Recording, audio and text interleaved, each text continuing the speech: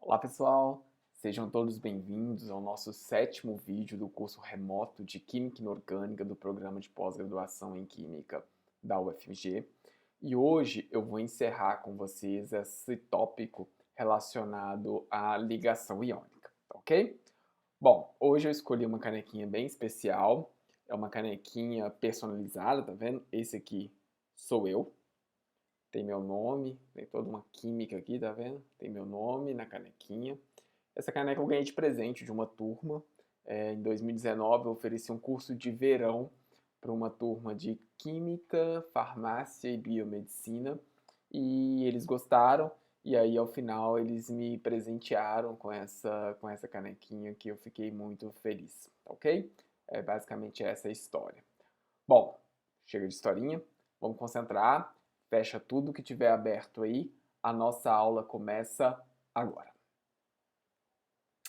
Bom, então primeiro nós vamos começar com uma breve revisão do que a gente tinha discutido na última aula. Então nós estamos aqui no modelo iônico de ligação, né? Esse modelo iônico, ele leva em consideração que a ligação ela se dá através da interação eletrostática entre íons de sinais contrários. E na última aula nós vimos como quantificar essa interação eletrostática. Nós definimos um parâmetro que é conhecido como energia de rede. Ele é definido por essa equação. Então eu parto dos íons no estado gasoso para formar o sólido. E eu mostrei duas abordagens para vocês que vão contabilizar o efeito dessa interação eletrostática.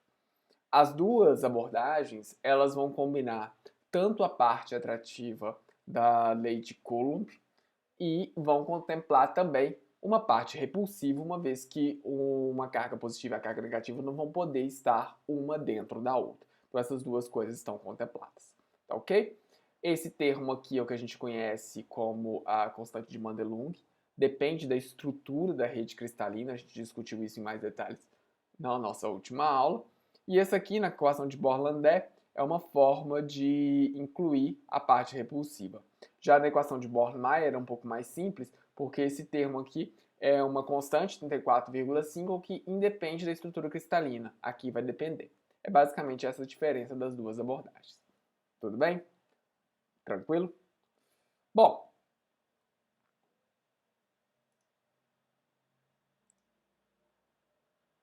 se não há mais dúvidas, nós vamos começar agora então a nosso sétimo vídeo, no qual eu vou discutir com vocês um pouco sobre o ciclo de Born-Haber. O que é esse ciclo de Born-Haber? Nada mais é do que a aplicação de um ciclo termodinâmico, uma vez que várias das propriedades termodinâmicas elas são uma função de estado, então elas independem do caminho que está sendo seguido. Então eu uso esse conceito para determinar algumas propriedades termodinâmicas que são interessantes em compostos iônicos. É basicamente essa ideia. Então, por exemplo, como que eu aplico isso? Vamos imaginar um processo de formação de um sólido iônico. Essa aqui seria uma reação de formação. A reação de formação ela tem algumas características que são importantes e a gente precisa estar atentos a ela. Primeiro, eu só posso formar 1 mol do meu produto. E eu só posso ter como reagente substâncias simples no estado padrão. A quantidade de cada uma delas, né, o coeficiente estequiométrico aqui, eu posso usar à vontade, desde que, como produto, eu forme 1 mol. Bom, essa abordagem é feita desse jeito porque a entalpia padrão de formação de substâncias simples no estado padrão é assumido como zero nesse caso. Tudo bem? Bom, então basicamente, como que eu vou determinar se esse meu composto ele vai existir ou não? Eu vou determinar a entalpia de formação. Bom, aqui eu faço o parênteses que obviamente a gente sabe, né, quem já estudou termodinâmica, sabe que entalpia não é critério de espontaneidade. Eu teria que estar usando energia livre de Gibbs. Mas a entalpia, principalmente em condições de temperatura mais baixa e pressões suaves, ela é um bom parâmetro. Claro que o que manda de fato é a energia livre, mas a entalpia dá uma ideia. Então a gente sempre faz essa discussão em termos de entalpia, tudo bem? Então tá aqui, eu quero determinar essa entalpia padrão de formação. Como é que eu faço isso?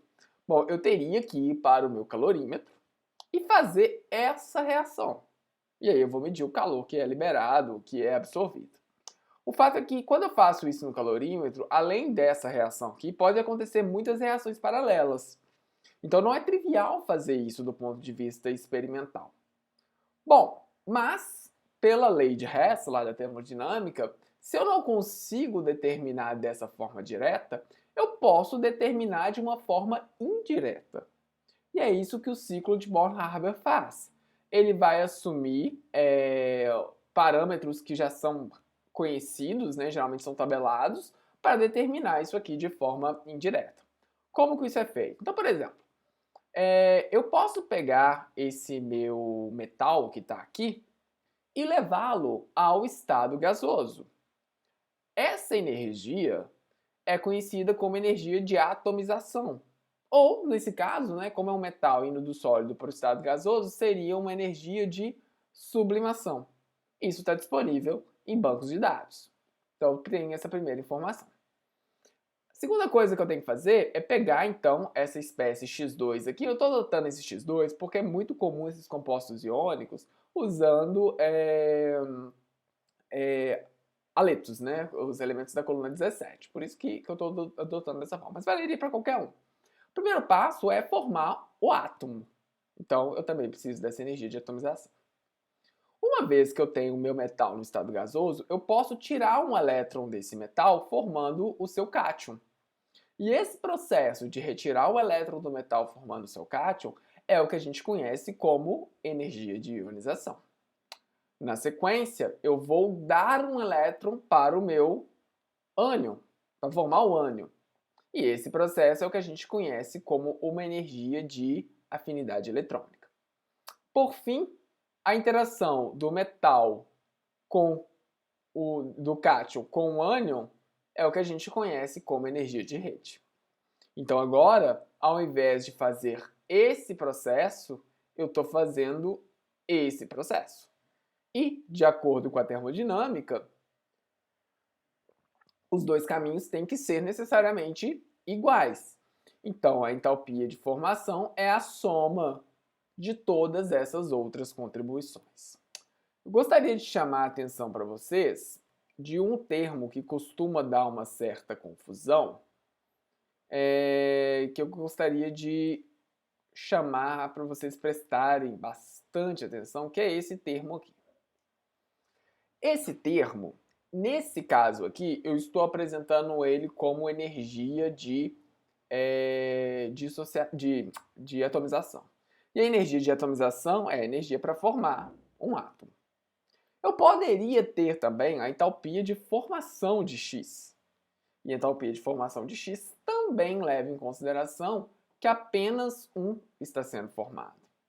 Agora, acontece muitas vezes que vai ter também um termo que é chamado de energia de dissociação, que é basicamente eu pegar o X2 e transformar ele em 2x.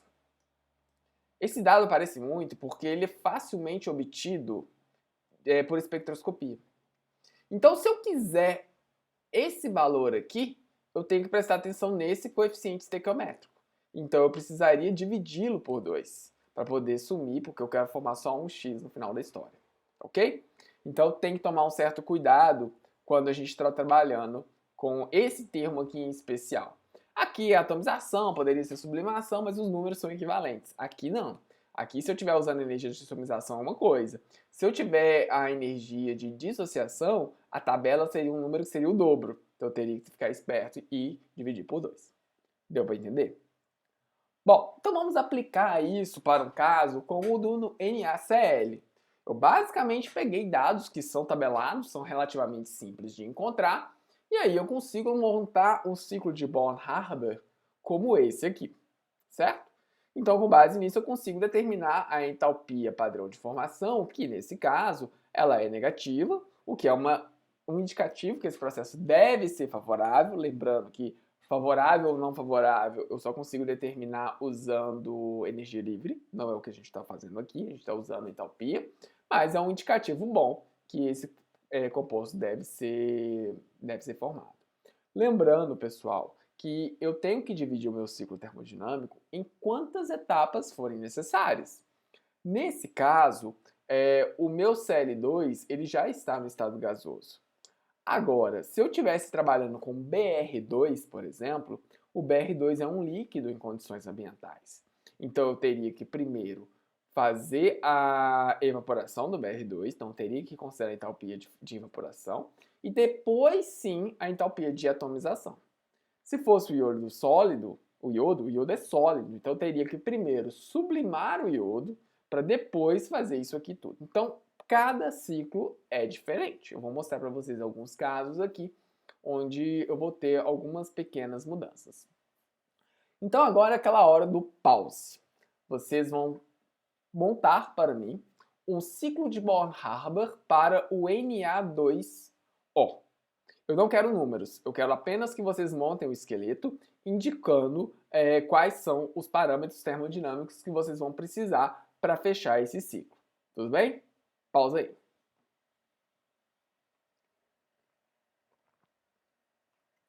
Já defini, pessoal, a última aula, a caneca vai ser uma taça de vinho, na verdade. Umas taças que eu tenho aqui em casa. Só não pode vazar, né? Porque eu vou colocar água nela, mas tudo bem. Já fez, né? Tô contando historinha aqui, mas é óbvio que vocês já fizeram. Vamos lá, então. Então, gente, a primeira etapa é escrever a equação de formação. Na equação de formação, eu vou formar apenas um mol do bioproduto partindo de substâncias simples, nas quantidades necessárias para fechar a estequiometria do meu processo. Certo? Bom, agora é só trabalhar com cada um deles. Então, no caso do sódio, a primeira coisa que eu tenho que fazer é transformar ele em átomos de sódio. Bom, só que aqui eu chamo a atenção de vocês. Aqui eu estou com 2 mols. E essas quantidades, elas geralmente são tabeladas como quantidades molares. Então eu vou precisar de 2 vezes a energia de atomização do sódio. Depois que eu tenho o sódio no estado gasoso, o que eu vou fazer? Eu vou retirar um elétron dele. Só que a energia de ionização, novamente, é por mol. Só que como eu estou trabalhando com 2 mols de sódio, o que eu faço? Eu multiplico 2 vezes a energia de ionização. Ok? Por oxigênio, eu vou trabalhar da mesma forma. Primeiramente, eu tenho que atomizar formando átomos de oxigênio. Depois, o que eu faço? Eu tenho que dar o primeiro elétron e depois dar o segundo elétron. E aqui eu chamo a atenção de vocês. Não é 2 vezes a afinidade eletrônica. Por quê? Porque eu não estou dando um elétron para 2 mols de oxigênio. Eu estou pegando 1 mol de oxigênio e estou dando 2 elétrons para eles. Ok? Então, cada afinidade eletrônica é diferente, por isso que está dessa forma. Aqui, se eu fosse formar o sódio 2+, não seria 2 vezes a energia de ionização. Seria a primeira energia de ionização mais a segunda energia de ionização, que não é o caso. E aí nós vamos fechar o ciclo com esse último braço aqui, que é a energia de rede. Deu para ter uma ideia de um ciclo um pouquinho mais complexo? É isso que está por jogo. Bom, com o ciclo de Born-Haber fica muito fácil visualizar algumas coisas. Primeiro, por que, por exemplo, que não existe o NaCl2? O NaCl2 seria o sódio de carga 2+, né? Bom, quando você joga os dados no ciclo termodinâmico, primeiro você teria a equação de formação, que seria essa, né? Então, o sódio reagiria com Cl2 para formar NaCl, basicamente o meio que desapareceu aqui. E aí, quando você joga todos os dados do ciclo, o que acontece? Atomização, primeira energia de ionização, segunda energia de ionização. Agora, no Cl2, é 2 vezes a energia de atomização. Ou, nesse caso, seria a energia de dissociação sem multiplicar por nada, né? E 2 vezes a afinidade eletrônica do Cl, porque aqui sim eu estou dando 1 elétron para 2 mols de Cl. Bom, a energia de rede está sendo calculada assumindo algumas coisas, porque esse composto exatamente não existe, então não tenho aqueles dados experimentais que eu preciso. Mas ele tem esse valor. Por que esse parâmetro aqui, esse composto, desculpa, ele não vai existir? Por causa desse cara aqui, ó. Ele não tem como existir. Olha o valor da segunda energia de ionização. Se vocês se lembrarem lá do nosso primeiro vídeo dessa parte, eu comentei com vocês que a energia de ionização ela é sempre mais alta do que a afinidade eletrônica, de modo que não fecha o número. Isso só fecha quando você inclui a interação entre o cátion e o ânion, que é dada pela energia de rede. Agora, quando você começa a tirar elétrons além da valência, as energias de ionização são tão altas que elas não vão ser compensadas pelas energias de rede.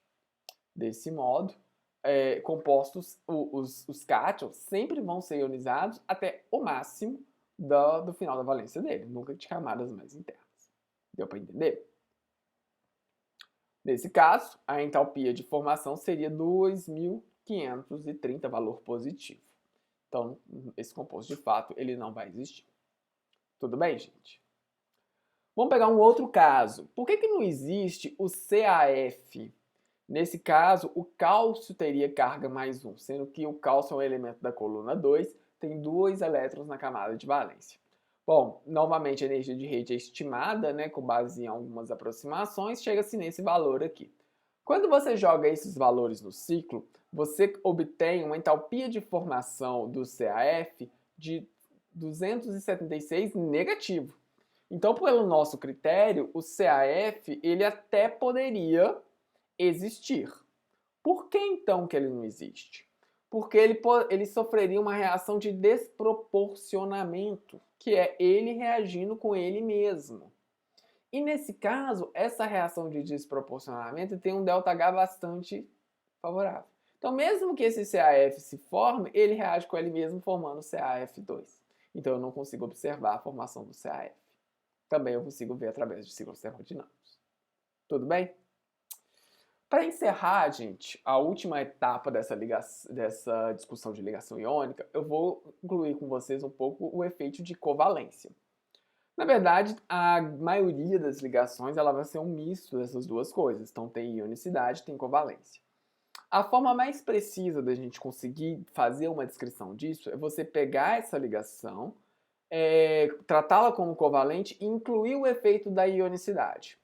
No entanto, tem como eu fazer o efeito contrário, o caminho contrário, né? Pegar a ionicidade e incluir o efeito covalente, mas não existe nenhum bom modelo para isso.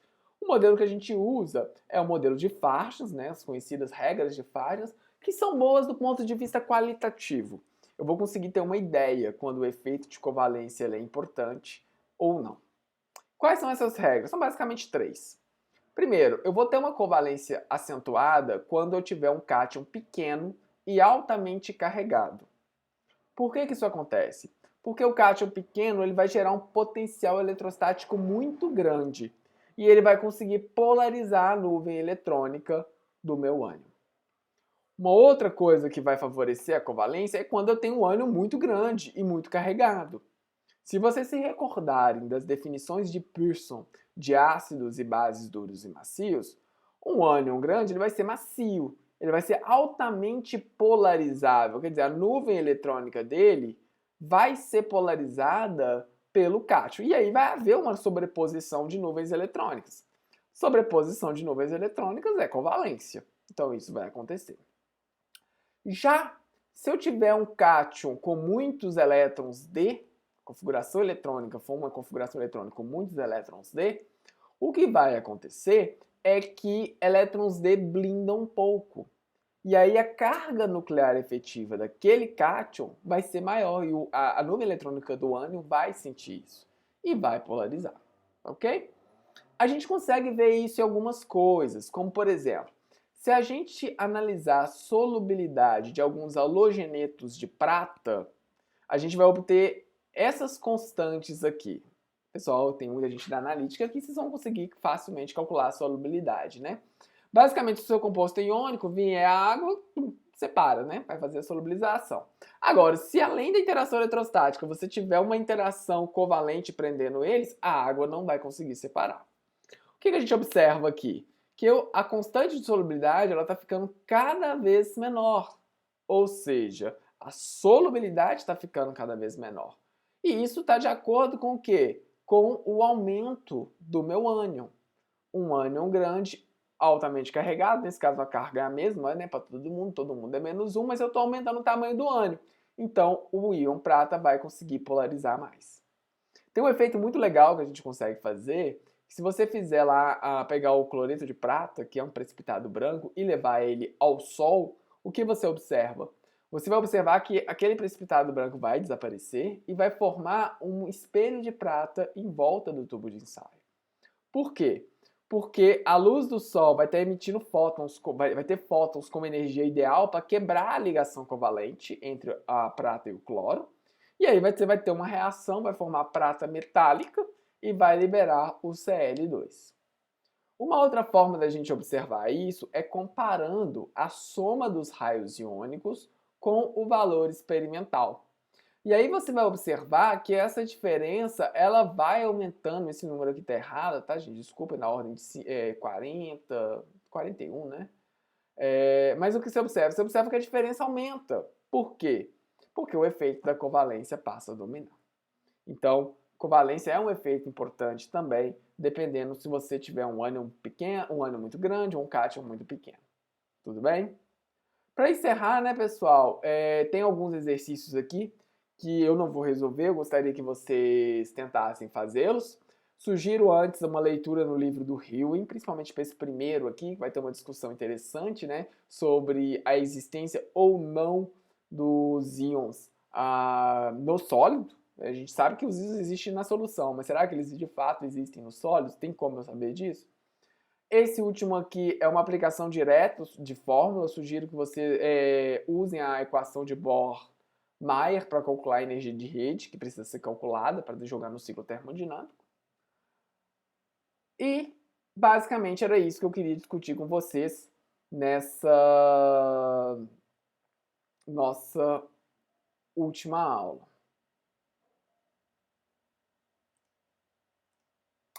Bom, eu encerro por aqui então essa discussão desse tópico. Eu espero que vocês tenham gostado. Se gostaram, fazem um joinha. Pode fazer para a tela mesmo, porque eu sou o único aqui que está conversando sozinho. Vocês podem fazer assim também, não tem problema nenhum, não há nenhum constrangimento. Bom, gente, é isso. Um forte abraço para vocês. Fiquem em paz, fiquem com saúde e a gente se encontra em breve. Tchau!